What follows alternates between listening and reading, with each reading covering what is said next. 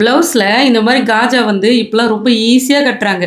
ஒரே ஒரு ஸ்டிச்சிங் போட்டு அதில் லாக் பண்ணி ஈஸியாக காஜா கட்டி முடிச்சிடுறாங்க. ஆனால் அந்த மாதிரி கட்டவே கூடாது. அது ரொம்ப தப்பான விஷயம். சரி, அந்த மாதிரி காஜாவை எப்படி கட்டணும் அப்படிங்கிறத ஃபஸ்ட்டு சொல்கிறேன். அது மாதிரி ஏன் கட்டக்கூடாது அப்படிங்கிறதையும் நான் சொல்கிறேன். நீங்கள் மார்க் பண்ணி வச்சுருக்கிற இடத்துல ராங் சைடில் இந்த மாதிரி ஊசியை இப்படி உள்ளே விட்டு இப்படி ரைட் சைடு பக்கம் எடுத்துக்கிறோம். எடுத்ததுக்கப்புறமா ஊசியை மறுபடியும் இப்படி கொஞ்சம் தூரத்துக்கு அப்புறம் தள்ளி குத்தி அதே பாயிண்டில் இப்படி கொஞ்சம் வெளியே எடுத்துடுறோம். எடுத்துகிட்டு இந்த நூலை இப்படி டேர்ன் பண்ணி இப்படி லாக் பண்ணுறோம். கரெக்டாக பாருங்கள். இப்படி ஒரே ஒரு தடவை இப்படி டேர்ன் பண்ணுறோம். டேர்ன் பண்ணிவிட்டு அப்படியே இதுக்குள்ளே மாட்டி இப்படி இழுக்கிறோம். ரொம்ப ஈஸியாக இருக்குல்ல இந்த மாதிரி சுற்றி சுற்றி இழுக்கிறது. இந்த மாதிரி ஒரு 10 தடவை பூ கட்டுற மாதிரி இப்படி லாக் பண்ணுறோம்.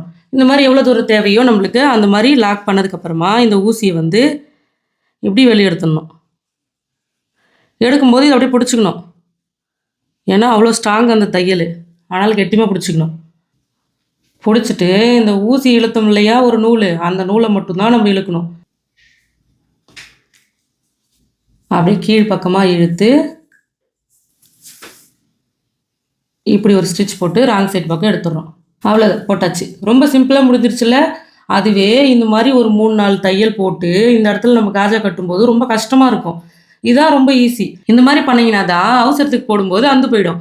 ஏன்னா இதில் நீங்களே பாருங்கள், ஒரே ஒரு தையல் தான் மேலே போட்டு சும்மா அதை லாக் மட்டும் பண்ணியிருக்கோம்.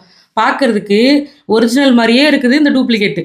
இந்த மாதிரி நீங்கள் போட்டிங்கன்னா அது துவைக்கும் போதும் சரி, அப்படின்லாம் ஒரு கொக்கி அதில் மாட்டும் போதும் சரி, தனியாக பிச்சுட்டு போயிடும். ஒரு ப்ளவுஸுக்கு ஃபிட்டிங் கொடுக்கறது எதுன்னு நினைக்கிறீங்க? கப் ஷேப்பா?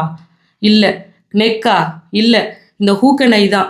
இதை நீங்கள் லாக் பண்ணும்போது தான் உங்கள் ப்ளவுஸ் வந்து நல்லா ஃபிட்டிங்காக உங்களுடைய பஸ்ட்டுக்கு நல்லா டைட்டாக இருக்குது.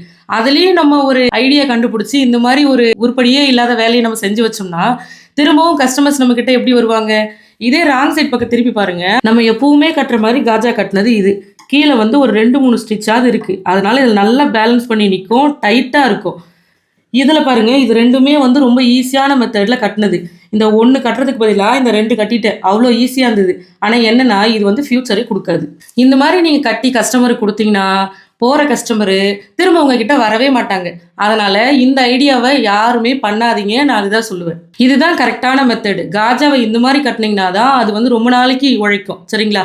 இந்த மாதிரி எப்படி காஜா கட்டணும் அப்படிங்கிறத ஏற்கனவே நம்மளுடைய யூடியூப் சேனலில் அப்லோட் பண்ணியிருக்கேன். அதை நீங்கள் பார்த்துக்கோங்க. அது மாதிரி தான் காஜா கட்டணும். நமக்கு தெரிஞ்ச விஷயத்த நம்ம மற்றவங்களுக்கும் சொல்லிக் கொடுப்போம்.